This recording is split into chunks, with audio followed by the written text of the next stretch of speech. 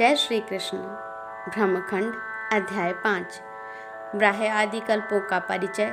गौलोक में श्री कृष्ण का नारायण आदि के साथ रास मंडल में निवास। श्री कृष्ण के वाम पार्श्व से श्री राधा का प्रादुर्भाव। राधा के रोमकूपों से गोपांगनाओं का प्राकट्य तथा श्री कृष्ण से गोपों, गौओं, बलिवर्दों, हंसों, श्वेत घोड़ों और सिंहों की उत्पत्ति।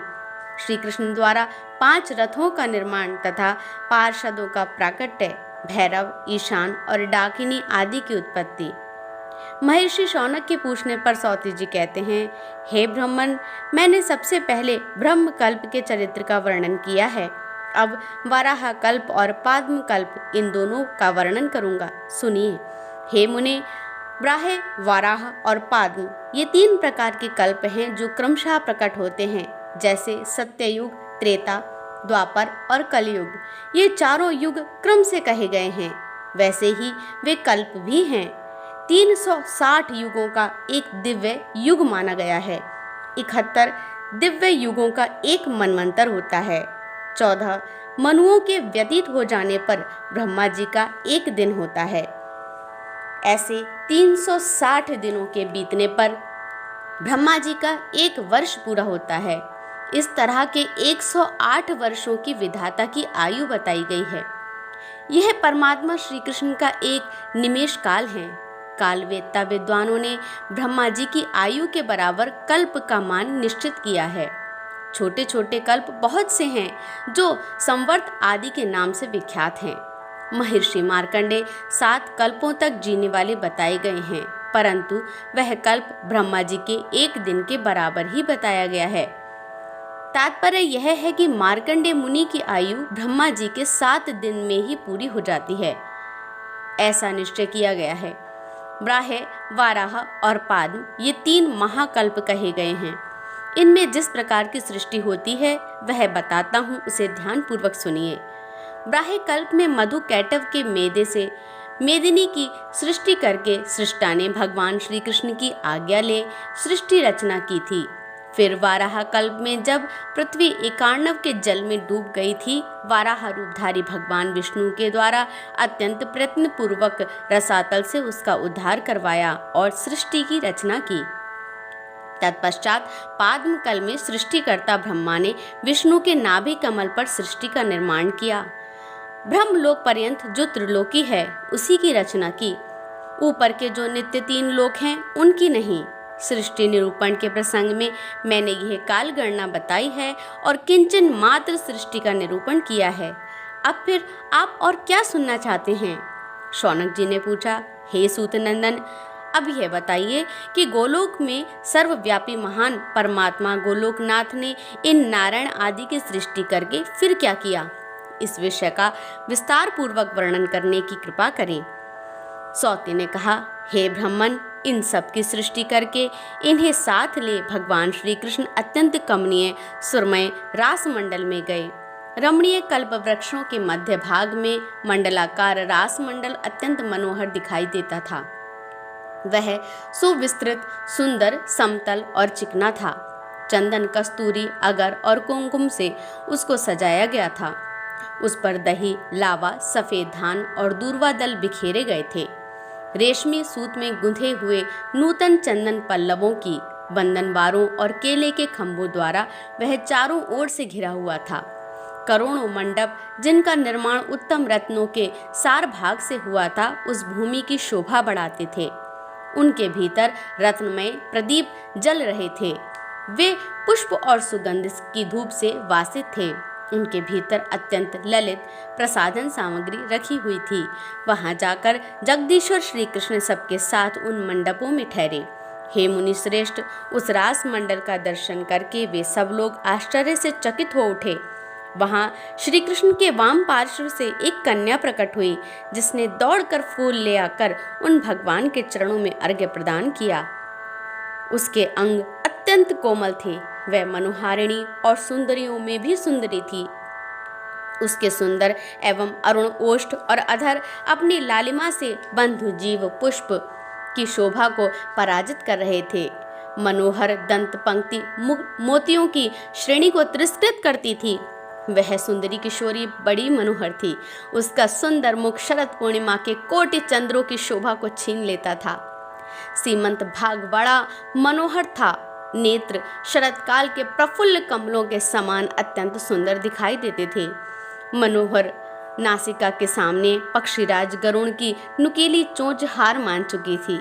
वह मनोहारिणी बाला अपने दोनों कपोलों द्वारा सुनहरे दर्पण की शोभा को तिरस्कृत कर रही थी। रत्नों के आभूषणों से विभूषित दोनों कान बड़े सुंदर लगते थे।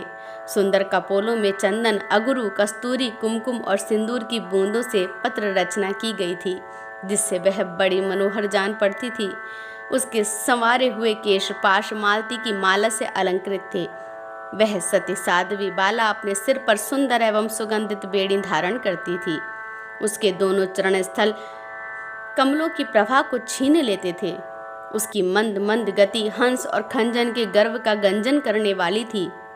वह उत्तम रत्नों के सार भाग से बनी हुई मनोहर वनमाला, हीरे का बना हुआ हार, रत्न निर्मित केयूर, कंगन, सुंदर रत्नों के सार भाग से निर्मित अत्यंत मनोहर पाशक अर्थात गले की जंजीर, बहुमूल्य रत्नों का बना झनकारता हुआ मंजर तथा अन्य नाना प्रकार के चित्रांकित सुंदर जड़ाऊ आभूषण पहने हुई थी। वह गोविंद से वार्तालाप करके उनकी आज्ञा पा मुस्कुराती हुई श्रेष्ठ रत्नमय सिंहासन पर बैठ गई। उसकी दृष्टि अपने उन प्राण वल्लभ के मुखारविंद पर ही लगी हुई थी। उसके शौरी के रोमकूपों से तत्काल ही गोपांगनाओं का आविर्भाव हुआ, जो रूप और वेश के द्वारा अभी उसी की समता करती थी। उनकी संख्या लक्ष कोटि थी। वे सब की सब नित्य सुस्थिर यौवना थीं।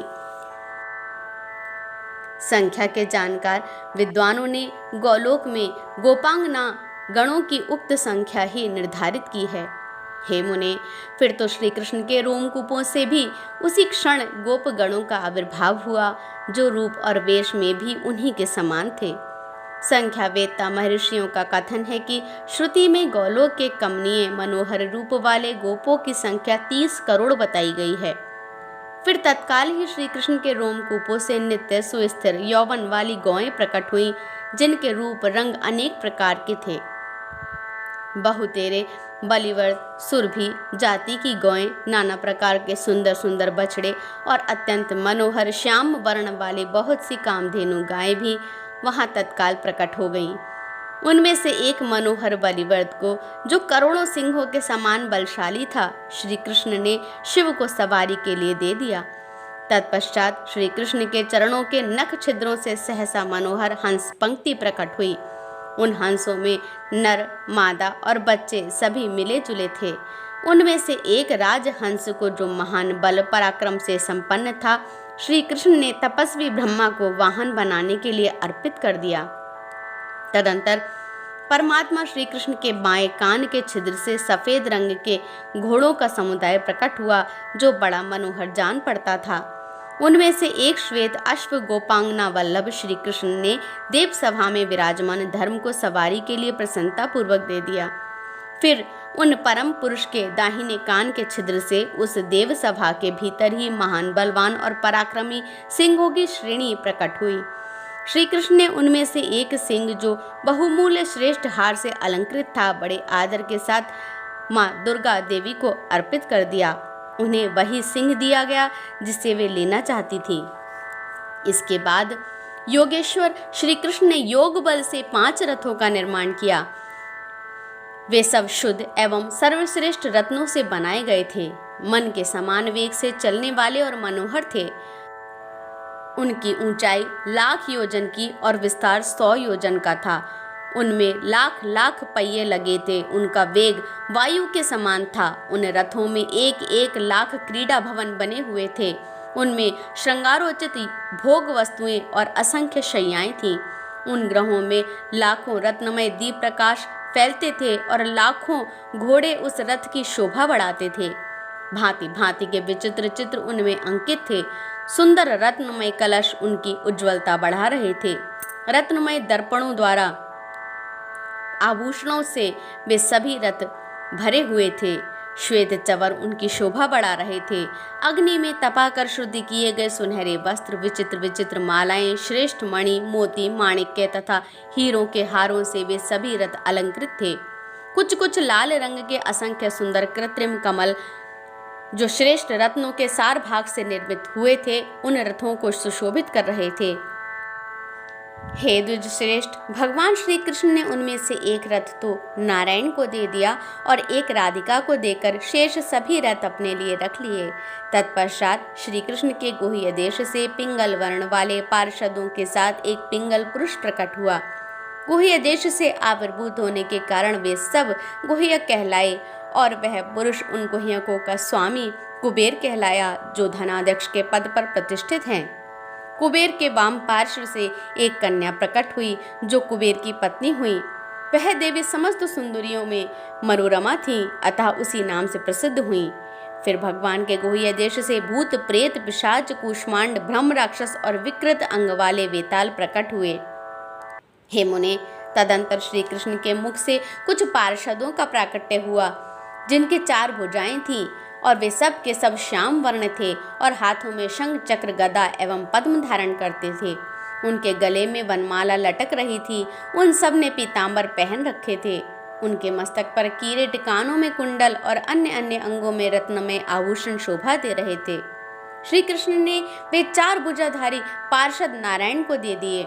गुह्यकों को उनके स्वामी कुबेर के हवाले किया और भूत प्रेत आदि भगवान शंकर को अर्पित कर दिए। तदंतर श्री कृष्ण के चरणारविंदों से द्विभुज पार्षद प्रकट हुए, जो श्याम वर्ण के थे और हाथों में जपमाला लिए हुए थे। वे श्रेष्ठ पार्षद निरंतर आनंद पूर्वक भगवान के चरण कमलों का ही चिंतन करते थे। श्री कृष्ण ने उन्हें दास्य कर्म में नियुक्त किया। वे दास यत्न पूर्वक अर्घ लिए प्रकट हुए थे। वे सभी श्री कृष्ण परायण वैष्णव थे। उनके सारे अंग पुलकित थे, नेत्रों से अश्रु झर रहे थे और वाणी गदगद थी। उनका चित्त केवल भगवत चरणारविंदों के चिंतन में ही संलग्न रहता था। इसके बाद श्री कृष्ण के दाहिने नेत्र से भयंकर गण प्रकट हुए, जो हाथों में त्रिशूल और पट्टिश लिए हुए थे। उन सब के 3 नेत्र थे और मस्तक पर चंद्राकार मुकुट धारण करते थे। वे सब के सब विशालकाय तथा दिगंबर थे, प्रज्वलित अग्निशिखा के समान जान पड़ते थे। वे सभी महान भाग्यशाली भैरव कहलाए। वे शिव के समान ही तेजस्वी थे।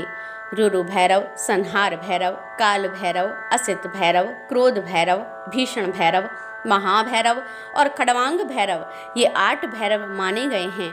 श्री कृष्ण के बाएं नेत्र से एक भयंकर पुरुष प्रकट हुआ, जो त्रिशूल, पट्टिश, व्याघ्र, चर्ममय वस्त्र और गदा धारण किए हुए था। वह दिगंबर, विशालकाय, त्रिनेत्रधारी और चंद्राकार मुकुट धारण करने वाला था। वह महाभाग पुरुष ईशान कहलाया, जो दिक्पालों का स्वामी है। इसके बाद श्री कृष्ण की नासिका के छिद्र से डाकनियां, योगिनियां तथा सहस्त्रों क्षेत्रपाल प्रकट हुए। इनके सिवा उन परम पुरुष के पृष्ठ देश से सहसा 3 करोड़ श्रेष्ठ देवताओं का प्रादुर्भाव हुआ, जो दिव्य मूर्तिधारी थे। इस प्रकार ब्रह्मखंड में 5वां अध्याय पूरा हुआ। कल हम श्री कृष्ण का नारायण आदि को लक्ष्मी आदि का पत्नी रूप में दान, महादेव जी द्वारा संयोग में अरुचि प्रकट करके निरंतर भजन के लिए वर मांगना तथा भगवान का उन्हें वर देते हुए उनके नाम आदि की महिमा बताकर उन्हें भविष्य में शिवा से विवाह की आज्ञा देना तथा शिवा आदि को मंत्रादि का उपदेश करने का जो वर्णन किया गया है उसका पाठ करेंगे। भगवान सबका कल्याण करें। नमः पार्वती पतये हर हर हर महादेव। जय जय श्री राधे, जय जय श्री राधे, जय जय श्री राधे।